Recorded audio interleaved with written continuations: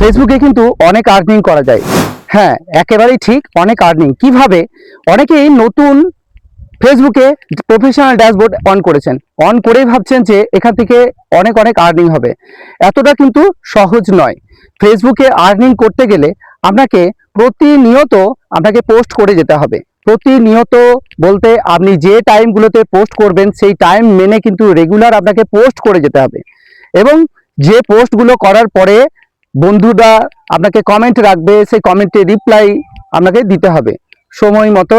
আপনাকে অবশ্যই ভিডিও দেখতে হবে, ছবিও দেখতে হবে, তাতে দেখে আপনাকে লাইক কমেন্ট করতে হবে এবং সেই লাইক কমেন্ট করতেও সময় দিতে হবে।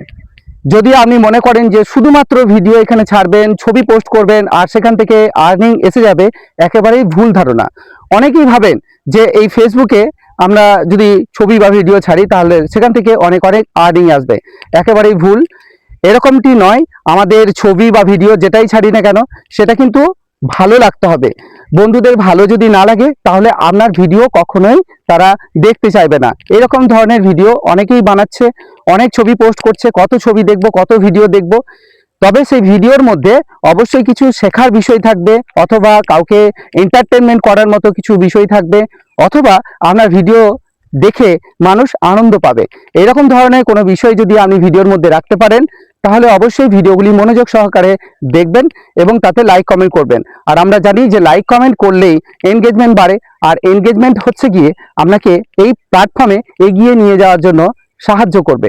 তাই অবশ্যই আপনারা যে পোস্টগুলো করবেন রেগুলার পোস্ট করতে থাকুন, ধৈর্য রাখুন, ধৈর্য ধরে কাজ করুন, প্রত্যেকেই আর্নিং পাবেন।